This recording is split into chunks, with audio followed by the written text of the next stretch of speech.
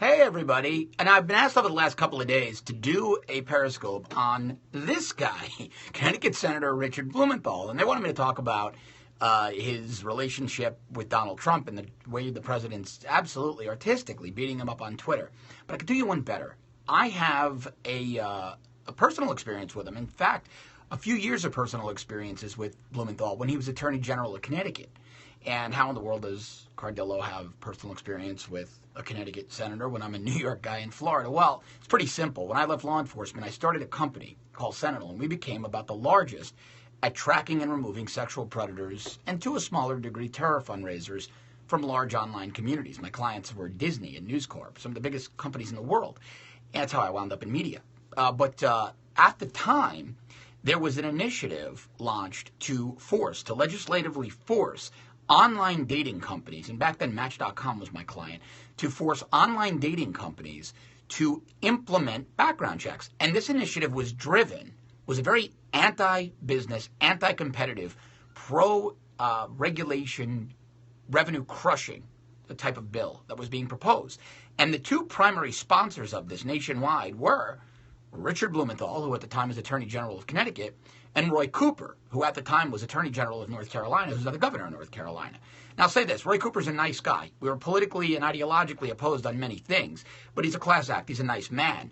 Blumenthal is a jerk. He is a complete, difficult jerk, just not a nice guy, a little bit rude, a little bit obnoxious. So his feud with the president doesn't surprise me. But in 2008, I sat on something called the Internet Safety Technical Task Force. It was moderated out of Harvard Law School. It was convened and moderated out of Harvard Law School, sponsored by all 50 states' attorneys general. And Blumenthal was one of the main guys involved in this entire thing. So I worked very closely with him. I was at many, many events with him over the course of 2-3 years.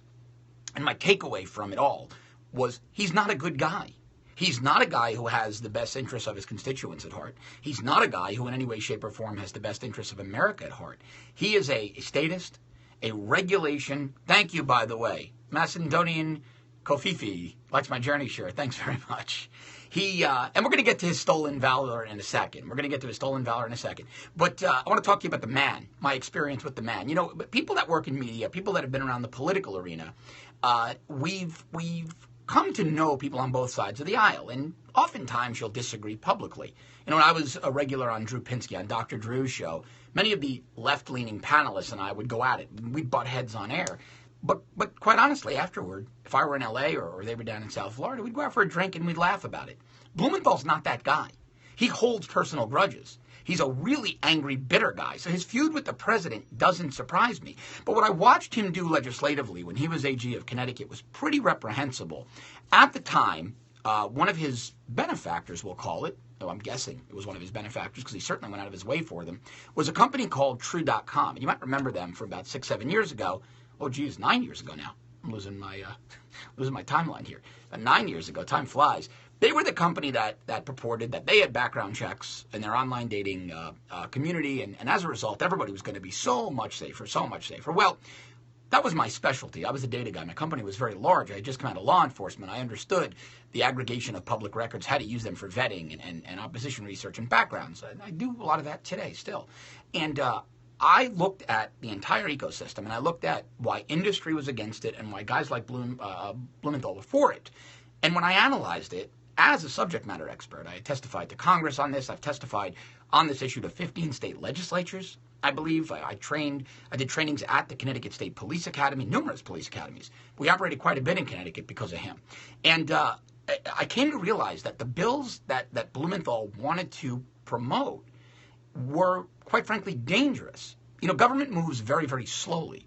And if government defines what a background check is, or what any security protocol is, chances are that security protocol, that background check, that alarm system is going to be obsolete by the time government passes a bill and the executive, whether it be a mayor, a governor, or the president, signs it. So our solution, when I looked at it, and many other industry players looked at it, our solution was let the free market decide. Let's all put our best products forward and let the best of breed be the one that wins the contract. Let the free market decide what's going to drive the industry. Well, Blumenthal didn't want to hear that. Richard Blumenthal, Senator Richard Blumenthal, who at the time was Attorney General Blumenthal of Connecticut, decided no, government knew better. And he was going to push that agenda, even if it meant that agenda being regulation that would have specified inferior standards. He was going to push it simply because he believes in government over the private sector. He believes that government knows better than you. He believes that government knows better than the innovators who created these wildly successful companies. He believed that government knew better than me, a guy who had just come out of law enforcement and had a rapidly growing data company. Somebody who 15 states and the U.S. Congress called upon as a subject matter expert. Blumenthal, a lawyer and a statist, a big government Democrat, felt he knew better. So it doesn't surprise me that we now find out that Blumenthal, a generally detestful guy, he's just not a nice person. I don't like people that aren't nice people. Thanks. Another person loves my shirt. Yeah, shirt's pretty cool. I like it myself. But, you guys sidetracked me. I love the comments. But it doesn't surprise me that Blumenthal lied and stole valor. Sergeant Toys for Tots. And people ask me what we're talking about when myself and a few others tweet out and call him Sergeant Toys for Tots. Well, Blumenthal lied about being a Vietnam combat vet. I don't think there's anything more reprehensible than stealing valor. I don't think there's anything more reprehensible than stealing valor, especially from our military personnel who have been at war now for 16 years. We saw that with the Never Trump faithless elector, Chris Suprin. He stole valor by claiming he founded a SWAT team. A quick digression here. I called the commander and one of the founders of that particular SWAT team in Virginia. They had never heard of the guy. So people like Suprin, people like Dick Blumenthal make me sick. They make me sick. It doesn't surprise me that this guy lied about his combat service because, frankly, when we were engaging in these initiatives to figure out what was the best solution to protect internet end users, and I and many others in the industry felt let the free market drive it through innovation, through research and development, through bringing the smartest minds together and figuring out what secures an environment while not compromising the user experience. Blumenthal stepped in and said, I don't care about any of that. We're government. We're here to help. And remember what Ronald Reagan said about that. And the most terrifying words in the English language are, I'm from the government and I'm here to help. That's how Blumenthal thinks. And again, he is just a generally unpleasant human being. Somebody just wrote he's power hungry. They said, well, power hungry, short-sighted rhinos. Well, I'll call him a power hungry Democrat. He's cut from the same cloth as Nancy Pelosi, Maxine Waters, Ted Lieu, Chuck Schumer. And interestingly enough, when this Debbie Wasserman Schultz scandal broke, and I'll be doing another Periscope about her tomorrow or later today or tomorrow, because I only live, and my studio is just a few blocks outside of her district, and I interface with many, many people who know Debbie, many political operatives down here. I had sent inquiries to many Democrats, including Blumenthal, including Chuck Schumer, to their offices, inquiring as to why they're not condemning Debbie Wasserman Schultz. I also asked them, very simply, why were the Awan brothers hired instead of security-cleared veterans? Instead of security-cleared veterans who came off the battlefield, who need jobs, who we know we can protect with our information because they safeguarded it for 15, 16 years in the war on terror. Not one, zero Democrats gave me an answer to my question. Zero. So what I'm going to be doing is I want to expose these people.